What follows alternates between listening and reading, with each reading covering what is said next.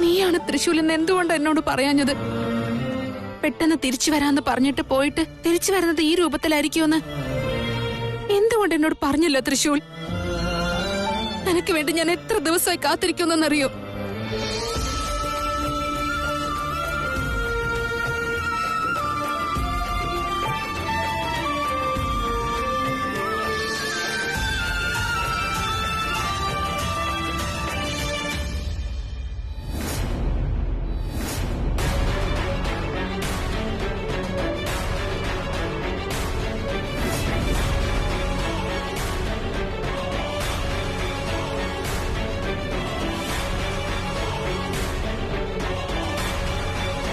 ശിവാനി,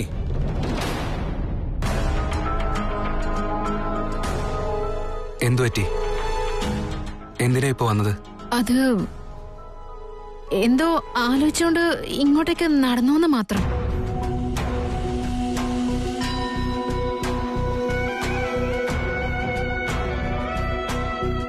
അല്ല ശിവാനി, നിങ്ങൾക്കും sleep walking, ഉറക്കത്തിനിടയ്ക്ക് എണീച്ചെടുക്കുന്ന സ്വഭാവമുണ്ട്. ഇല്ല, അങ്ങനെയൊന്നുമില്ല. ഇന്ന് ആദ്യമായിട്ടാ ഞാനിങ്ങനെ നടക്കുന്നത്. അത് ഞാൻ റൂമിലിരുന്ന് എന്തോ ആലോചിക്കായിരുന്നു. ഇപ്പൊ നോക്കിയപ്പോ ഇവിടെ വന്ന് നിൽക്കുന്നു. അതെങ്ങനെയാ പറ്റിയെന്ന് എനിക്കും മനസ്സിലായില്ല. ഓരോന്ന് ചിന്തിച്ച് വിഷമിക്കേണ്ട ശിവാനി, എല്ലാം വേഗം ശരിയാവും. എന്റെ ഈ ആലോചന മാറണമെങ്കിൽ എനിക്ക് വേണ്ടപ്പെട്ടവൻ എന്റെ അരികിലുണ്ടാവണം. പക്ഷെ അവനിപ്പോ എന്റെ അടുത്തില്ല. എങ്ങോട്ടാ പോയതെന്നും എനിക്കറിയില്ല. അത് മാത്രമാണ് എന്റെ ആലോചന. ഞാനുണ്ടല്ലോ. എല്ലാ പ്രശ്നങ്ങളും അകറ്റാനല്ലേ ഞാൻ വന്നത്. ശിവാനി, നിങ്ങളുടെ മനസ്സിലുള്ള വേദനകൾ, ചിന്തകൾ, പേടികൾ, ഇതെല്ലാം എനിക്ക് മനസ്സിലാവും. നിങ്ങൾ നിങ്ങളുടെ ഭർത്താവിനെ എത്രമാത്രം സ്നേഹിക്കുന്നുവെന്നും എനിക്ക് മനസ്സിലാവും. ആ പ്രണയം നിങ്ങളെ വിട്ട് എങ്ങോട്ടും പോവില്ല. നിങ്ങൾക്കറിയില്ലെങ്കിലും ആ പ്രണയം നിങ്ങളുടെ കൂടെ എപ്പോഴും ഉണ്ട്. നിങ്ങളുടെ എല്ലാ ചിന്തകളും അകറ്റി പോയി സുഖമായിട്ടുറങ്ങൂ.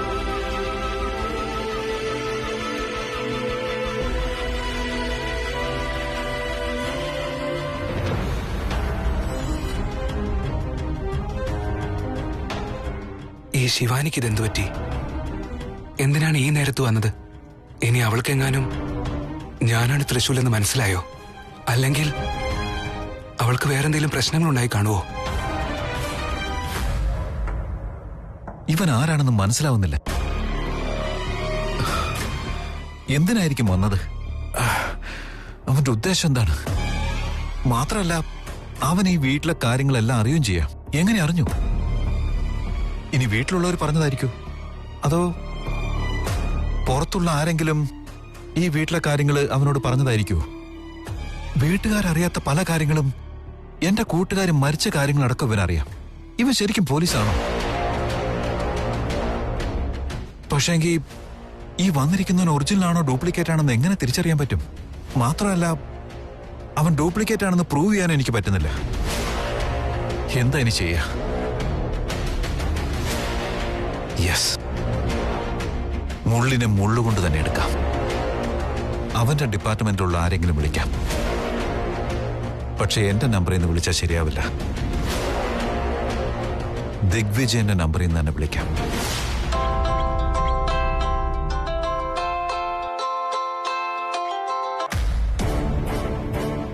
എന്താ ഇത്? പതിവില്ലാതെ ദിഗ്വിജയം വിളിക്കുന്നു. Hi sir. പറയൂ സാർ, വിളിച്ചിട്ട് കുറെ ആയല്ലോ.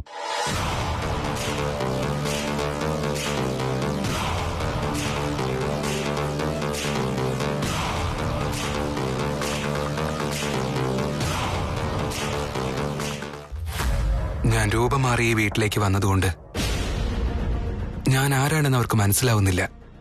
അതിനുവേണ്ടി ഞാൻ പ്രയത്നിച്ചേ മതിയാവൂ. ആദ്യം ഞാൻ എന്റെ ചുറ്റിലും ആരൊക്കെയുണ്ടെന്ന് പെട്ടെന്ന് കണ്ടുപിടിച്ചേ പറ്റൂ. അത് കഴിയുമ്പോൾ ഞാൻ ആരാണെന്ന് എനിക്ക് ഈസി ആയിട്ട് മനസ്സിലാവും. വന്നേ, ഇവിടെ ഉള്ളവരെല്ലാം ഒന്ന് പെട്ടെന്ന് വന്നേ.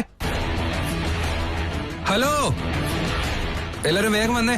ഗോവിന്ദ ചേട്ടാ, മിസ്റ്റർ നന്ദീശൻ, ആന്റി, അമ്മേ, ബാക്കിയുള്ളവരെല്ലാം എവിടെ? ഒന്ന് പെട്ടെന്ന് വന്നേ.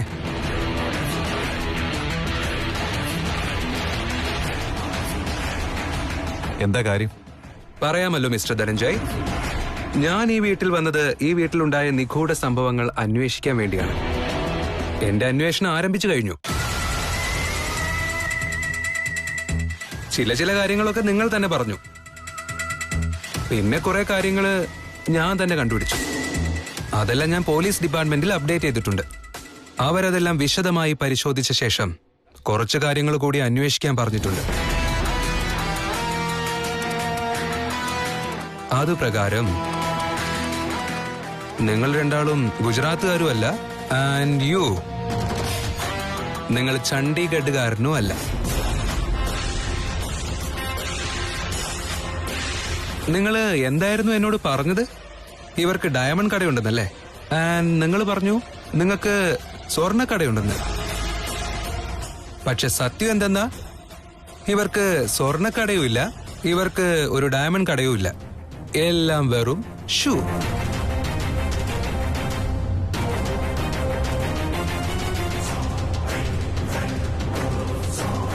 സോ എനിക്കിപ്പോൾ സത്യം അറിയണം. നിങ്ങളെല്ലാരും ഒന്നും ഒളിച്ചു വെക്കാതെ ഇപ്പൊ തന്നെ എന്നോട് സത്യം പറഞ്ഞേ മതിയാവൂ. ആൻഡ് യു, മായ, നിങ്ങൾ ഇതുവരെ മനുഷ്യരെ പോലെ പെരുമാറിയിട്ടേ ഇല്ല.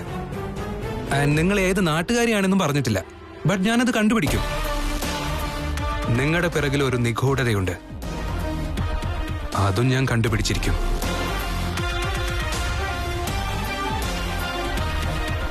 Hi foreign returned. എന്താണിത് സർ? ഫോറിൻ റിട്ടേൺഡ് എന്ന് പറഞ്ഞിട്ട് എനിക്ക് അതറിയാം, ഇതറിയാം, ആ സ്ഥലം കണ്ടിട്ടുണ്ട്, ഈ സ്ഥലം കണ്ടിട്ടുണ്ട്. എന്നിട്ട് നിങ്ങൾ കഴിക്കുന്നതോ പഴം കഞ്ഞിയും തൈരും. ഈ ഫോറിൽ നിന്ന് വന്നവരുടെ ഇംഗ്ലീഷൊക്കെ ഭയങ്കര ഫ്ലുവന്റ് ആയിരിക്കും. എന്നാൽ നിങ്ങളുടെ ഭാഷയൊക്കെ തനി നാടൻ സ്റ്റൈലാണല്ലോ. By birth sir.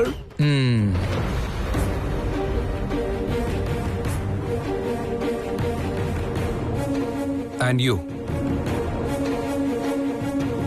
നിങ്ങൾ മരിച്ചുപോയെന്ന് എല്ലാവരും വിശ്വസിച്ചു. എന്നാൽ കുറച്ചു ദിവസം കഴിഞ്ഞപ്പോൾ നിങ്ങൾ തിരിച്ചു വന്നു. ആ ഗ്യാപ്പില് നിങ്ങൾ എവിടെയായിരുന്നു? എന്താ മിസ്റ്റർ നന്ദീശൻ, നിങ്ങൾ വളരെ വിശ്വസിക്കാവുന്ന ഒരാളാണ്. ആ വിശ്വാസ്യതയ്ക്ക് പിന്നിൽ ഒരു നിഗൂഢതയുണ്ടെന്ന് എനിക്ക് മനസ്സിലായി. ആ മുഖം മൂടി ഞാൻ അഴിക്കും.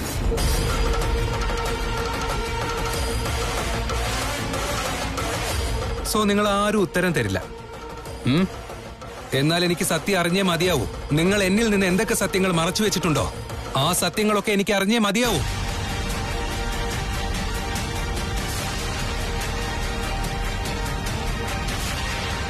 മിസ്റ്റർ ധനഞ്ജയ്, എന്താ സൈലന്റ് ആയിട്ടിരിക്കുന്നത്? പറയൂ. അതെന്തിനു പറയണം? നീ ഈ വീട്ടിലുള്ളവരോട് കൂടുതൽ അധികാരം കാണിക്കേണ്ട ആവശ്യമില്ല. നിന്റെ ഉദ്ദേശം തന്നെ ശരിയല്ല. കഴിഞ്ഞ ദിവസം മരുമകളുടെ മുറിയിൽ കയറാൻ നോക്കി. അതും അർദ്ധരാത്രിയിൽ ആ മുറിയിലേക്ക് പോകേണ്ട കാര്യം നിനക്ക് എന്തായിരുന്നു? അത് മാത്രമല്ല, നീ ഈ വീട്ടിലുള്ള പെണ്ണോട് മോശമായി പെരുമാറിയെന്ന് അവള് തന്നെ പറയുകയും ചെയ്തു. അതെല്ലാം മറക്കാൻ വേണ്ടി നീ പുതിയ നാടകം കളിക്കാൻ തുടങ്ങിയിരിക്കുക. നിന്നോട് ഞങ്ങള് എല്ലാം തുറന്നു പറയേണ്ട ആവശ്യം എന്താ? പറഞ്ഞേ പറ്റൂ സാർ. കാരണം ഞാൻ വന്നത് സത്യം കണ്ടുപിടിക്കാനാണ്. ശരി, നിങ്ങളെ ആരെ ഈ വീട്ടിലേക്ക് പറഞ്ഞയച്ചത്? അത് നിങ്ങളോട് പറയേണ്ട കാര്യം എനിക്കില്ല. പക്ഷെ അത് എന്നോട് പറയണമല്ലോ.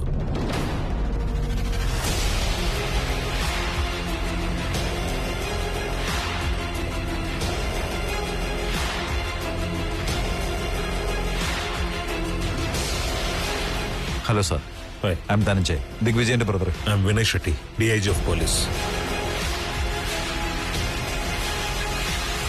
ഇവിടേക്ക് വന്നിരിക്കുന്ന CID ഓഫീസർ നിങ്ങളാണോ? Yes sir, inspector Abhay, CID department. നിങ്ങൾ എന്തിനാ വന്നേ? സാർ, ഈ വീട്ടിൽ നിന്ന് ഒരാൾക്ക് പിന്നാലെ മറ്റൊരാൾ കാണാതാവുകയാണ്. അവരുടെയൊക്കെ മരണവും സംഭവിക്കുന്നു. ഇതിന്റെ പിന്നിൽ എന്തോ വലിയ നിഗൂഢതകൾ ഉണ്ടെന്നാണ് എന്റെ സംശയം. ഇല്ല സാർ, ഇയാൾ കള്ളം പറയുകയാണ്. ഇവന്റെ ക്യാരക്ടറേ ശരിയല്ല. What you mean? അതെ സാർ, ഇയാൾ ഇൻവെസ്റ്റിഗേഷൻ ആണെന്ന് പറഞ്ഞ് ഇവിടെ താമസിച്ച് വീട്ടിലുള്ള സ്ത്രീകളോട് മോശമായിട്ട് പെരുമാറി. ഇയാളെ പുറത്താക്കണം സാർ. എല്ലാരും കൂടി ഒന്ന് പറ. നിങ്ങളെല്ലാരും ഒന്നും മിണ്ടാതിരിക്കുന്നേ.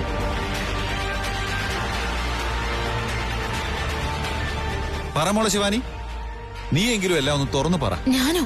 ഞാനെന്ത് പറയാനാ ചെറിയച്ച? ചെറിയച്ചൻ പറയുന്നത് അവൻ എന്റെ റൂമിലേക്ക് വരാൻ നോക്കിയാണ്. പക്ഷെ എനിക്കിതുവരെ അങ്ങനൊന്നും മോശമായിട്ട് ഒരു പെരുമാറ്റം ഫീൽ ചെയ്തിട്ടില്ലായിരുന്നു. നിനക്കെന്താ മനസ്സിലാവാത്ത ശിവാനി? നീ ഇല്ലാത്ത സമയത്ത് അർദ്ധരാത്രി നിന്റെ മുറിയിൽ കയറാൻ ശ്രമിച്ചവനാണിവൻ. സാർ, ഇവന്റെ പെരുമാറ്റമേ ശരിയല്ല സാർ. ഇവൻ ശരിക്കും ഒരു ഫ്രോഡാണ്.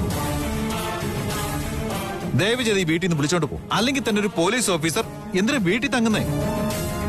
ഈ കേസിനെ കുറിച്ച് അന്വേഷിക്കാൻ തന്നെ ആരെ ഇങ്ങോട്ട് അയച്ചേ? IG മഞ്ജുനാഥാണ്. അദ്ദേഹമാണ് എന്നെ അയച്ചത്. അയാൾ തന്നെ എന്തിനാ അയക്കണം?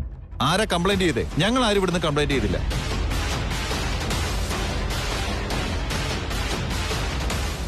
ഞങ്ങളുടെ വീട്ടുകാരും കൊടുത്തിട്ടില്ല, നാട്ടുകാരും കൊടുത്തിട്ടില്ല. പിന്നെ എന്തിനാ ഇയാൾ ഈ കേസ് ഏറ്റെടുത്ത് അന്വേഷിക്കുന്നേ? എക്സ്ക്യൂസ് മീ, ഞാൻ കാരണമില്ലാതെയല്ല വന്നത്. സാർ, എന്റെ പക്കൽ റീസൺസ് ഉണ്ട്. എന്ത്? ഒരു മിനിറ്റ്.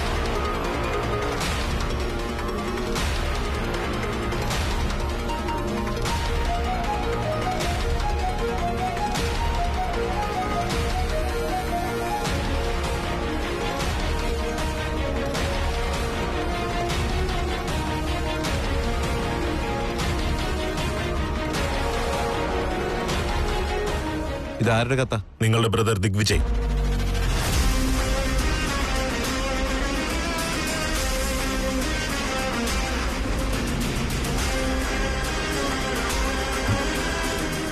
എന്താ? കംപ്ലൈന്റ് കൊടുത്തത് എന്റെ ചേട്ടനാണെന്നോ? നെവർ. അതിനൊരു ചാൻസും ഇല്ല. അദ്ദേഹം ഈ നാട്ടിലില്ല, മിസ്സിംഗ് ആണ്. പിന്നെ എങ്ങനെ കംപ്ലൈന്റ് കൊടുത്തു എന്നാ പറയുന്നേ? സംശയം ഉണ്ടെങ്കിൽ ഇതൊന്ന് ചെക്ക് ചെയ്യേ. നന്ദീശ,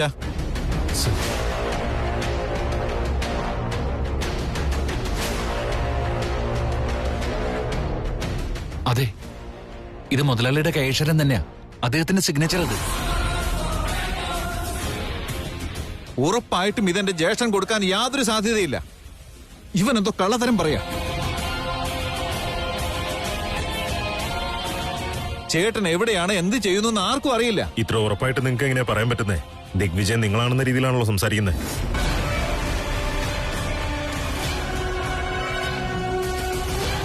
ഞാനൊന്ന് പറയട്ടെ. ദിഗ്വിജയൻ എന്നെ ഇന്ന് രാവിലെ കോൾ ചെയ്തിരുന്നു.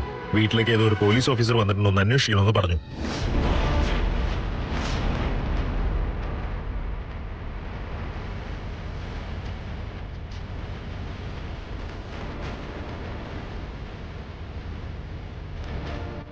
അദ്ദേഹത്തിന്റെ പേഴ്സണൽ നമ്പറിൽ നിന്ന് തന്നെ എനിക്ക് കോൾ വന്നേ. യു സി, ദിഗ്വിജയൻ എന്തോ അത്യാവശ്യ കാര്യത്തിന് പോയിരിക്കുക. വേഗം തന്നെ തിരിച്ചെത്തും അദ്ദേഹം.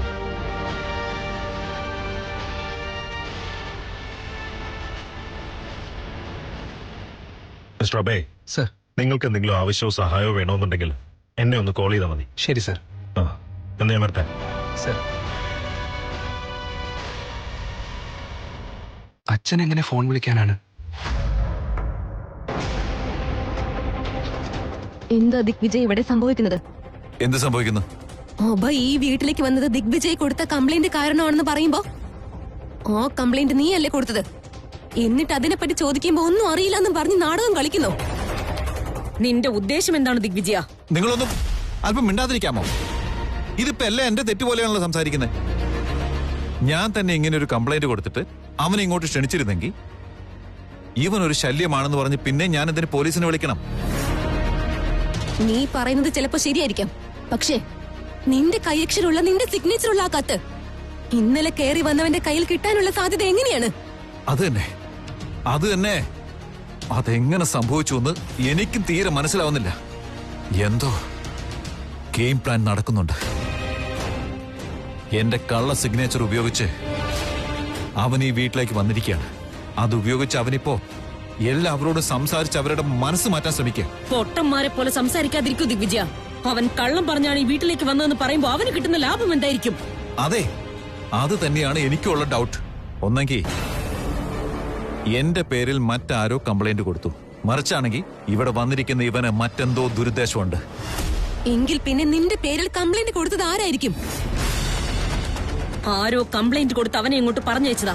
പറഞ്ഞയച്ചവരുടെ ഉദ്ദേശം എന്താ? വന്നവന്റെ ഉദ്ദേശം എന്താ? എന്തായിരിക്കും ഉദ്ദേശം? അവൻ ശരിക്കും ഡ്യൂപ്ലിക്കേറ്റ് ആണെന്നാണ് നമ്മൾ കരുതിയത്. പക്ഷെ ഒറിജിനലാണ്. അവന്റെ ID കാർഡും മറ്റു കാര്യങ്ങളൊക്കെ പോലീസ് അവനോട് ചോദിച്ചതല്ലേ? എല്ലാം ശരി തന്നെയാണ്. പക്ഷെ ഇതെങ്ങനെ സംഭവിച്ചു? ഇതിപ്പോ ഞാൻ കംപ്ലൈന്റ് കൊടുത്തിട്ട് അന്വേഷിക്കാൻ ആള് വന്നൊന്നും പറയാൻ പറ്റില്ല. അതുപോലെ തന്നെ ഇവിടെ അഭയ് വന്നിരിക്കുന്നത് മറ്റെന്തോ ദുരുദ്ദേശം കൊണ്ടാണെന്ന് പറയാനും പറ്റുന്നില്ല. കാരണം എന്തെന്നാൽ എനിക്കിപ്പോ ദിഗ്വിജയന്റെ മുഖമില്ല. ഇതിപ്പോ അവൻ കാരണം ഇനി എന്തൊക്കെ ദുരനുഭവങ്ങൾ ഉണ്ടാകാൻ പോകുന്നെന്ന് ആലോചിക്കുക ഞാൻ. അതിനേക്കാൾ മുൻപേ നമുക്ക് അവനെ കൊന്നു കളഞ്ഞൂടെ ദിഗ്വിജയ? നമുക്കുള്ള ശക്തി ഉപയോഗിച്ച് അവനെ എന്നേക്കുമായി നമുക്ക് അവസാനിപ്പിക്കാൻ പറ്റും. നമുക്ക് മുന്നിൽ തടസ്സമായി വരുന്നവരാരായാലും അവരെ വെറുതെ വിടരുത്, കൊന്നുകളയണം. എല്ലാത്തിനും ഒരു പരിധിയുണ്ട്. ആ പരിധിക്ക് അപ്പുറത്തേക്കും കാര്യങ്ങളൊക്കെ പോയി കഴിഞ്ഞാൽ പിന്നെ അത് സഹിച്ചിരിക്കാൻ പറ്റില്ല. ദയവ് ചെയ്ത് നിങ്ങൾ അല്പം സമാധാനപ്പെട്ടു. എങ്ങനെയെങ്കിലും അവൻ ആരാണെന്ന് ഞാനൊന്ന് കണ്ടുപിടിക്കട്ടെ. എന്നിട്ട് അവനെ പിന്നീട് എന്ത് ചെയ്യണമെന്ന് ഞാൻ തീരുമാനിക്കും. ഇപ്പൊ അടങ്ങിയിരിക്കാം. വീണ്ടും അവൻ എന്തെങ്കിലും പ്രശ്നം ഉണ്ടാക്കിയാൽ അവനെ ഞങ്ങൾ വെറുതെ വിടില്ല. അപ്പോഴേക്കും ഞങ്ങളുടെ ക്ഷമ നശിച്ചിട്ടുണ്ടാവും ദിഗ്വിജയ, ഓർത്തോളൂ.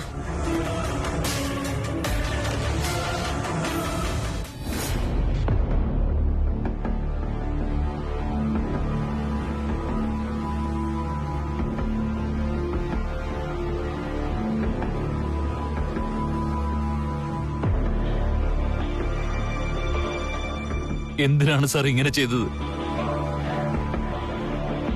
എന്താ സാർ ഒന്നും പറയാത്തത്?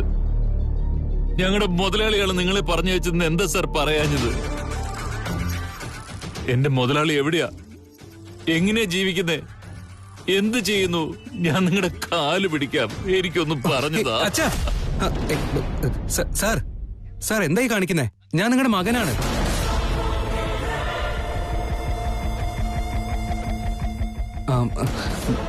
എന്നുവെച്ചാ നിങ്ങളുടെ മോനെ പോലെയാ. നിങ്ങൾ ഇങ്ങനെയൊന്നും ചെയ്യാൻ പാടില്ല. എനിക്കിതൊന്നും ഇഷ്ടമല്ല സാർ. നീ എങ്ങനെ എന്റെ മകനാവും? എന്റെ മകൻ തൃശൂലാണ്. ഞാൻ വന്ന് നിന്റെ കാലിൽ വീഴുന്നതിന്റെ ഉദ്ദേശം ആ ദിഗ്വിജയൻ എന്റെ മുതലാളി എവിടെയാണെന്ന് എനിക്ക് അറിയണം. മാത്ര തന്നെ അയാളുടെ വഴിയിലൂടെ നാഗമാണിക്യം കണ്ടുപിടിക്കണം. ഇനി എന്നേക്കാ മുമ്പേ ആ മുതലാളി നാഗമാണിക്യം നേടാൻ ശ്രമിച്ച അയാളെ ഞാൻ തീർത്ത് കളയും. എന്നേക്കുമായി തീർത്ത് കളയും.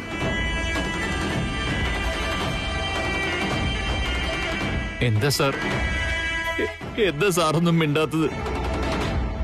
മുതലാളി എവിടെയുണ്ടെന്നൊന്ന് പറഞ്ഞതാ. അദ്ദേഹത്തിന് വേറെ കുഴപ്പമൊന്നുമില്ലല്ലോ അല്ലേ? അദ്ദേഹത്തിന് ബുദ്ധിമുട്ടൊന്നുമില്ലല്ലോ? പറയൂ സാർ.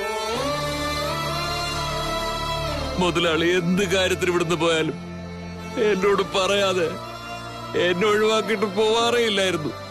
പക്ഷെ ആ മുതലാളി ഇപ്പം ഒറ്റയ്ക്കല്ലേ പോയിരിക്കുന്നേ? എന്താ സാർ ഉണ്ടായത്? ഒന്ന് പറ സാർ. ദയവ് ചെയ്ത് ഉത്തരം പറ സാറേ. ഞാൻ സാറിന്റെ കാല് പിടിക്കാന്ന് പറഞ്ഞിട്ട് സാർ ഒന്നും മിണ്ടാത്ത എന്തുകൊണ്ടാ സാറേ? ഞാൻ കാല് പിടിക്കാൻ സാറേ. നോക്കൂ, നിങ്ങൾ എന്റെ അച്ഛനെ പോലെയാണ്. ഇപ്പോഴെന്താ, ദിഗ്വിജയനെ പറ്റി അറിയണം, അത്രയല്ലേ ഉള്ളൂ. ഞാൻ പറയാം. അദ്ദേഹം നന്നായിട്ടിരിക്കുവാണ്, സുഖമായിട്ടിരിക്കുന്നു. കരയരുത് സാർ, ദയവ് ചെയ്ത് നിങ്ങൾ കരയരുത്. നിങ്ങളെ കണ്ടാൽ അറിയാം നിങ്ങൾ എത്ര നല്ലവനാണെന്ന്. മുതലാളിയോടുള്ള നന്ദിയും എത്രത്തോളം ഉണ്ടെന്ന്. നിങ്ങളെപ്പോലെ നിങ്ങൾ മാത്രമേ ഉണ്ടായിരിക്കുള്ളൂ സാർ. ദയവ് ചെയ്ത് നിങ്ങൾ കരയില്ലേ സാർ? എങ്ങനെ കരയാതിരിക്കും സാർ? മുതലാളിയെ കാണുന്നില്ലല്ലോ, വീണയും കാണുന്നില്ല, ഇപ്പൊ ദേ തൃശ്ശൂലിനെയും കാണുന്നില്ല. എന്റെ സങ്കടം ആരോടും പറയാൻ എനിക്ക് സാധിക്കുന്നില്ല. ഓരോന്ന് ആലോചിച്ചിട്ട് എനിക്ക് സഹിക്കാനും പറ്റുന്നില്ല. എനിക്കിങ്ങനെ ഇങ്ങനെ പിടിച്ചു നിൽക്കാൻ പറ്റുന്നില്ല സാറേ. ഞാനെങ്കിൽ ചാവും. അങ്ങനെയൊന്നും സംസാരിക്കരുത് സാർ, അങ്ങനെയൊന്നും സംസാരിക്കല്ലേ. നമുക്കവരെ കണ്ടുപിടിക്കാം.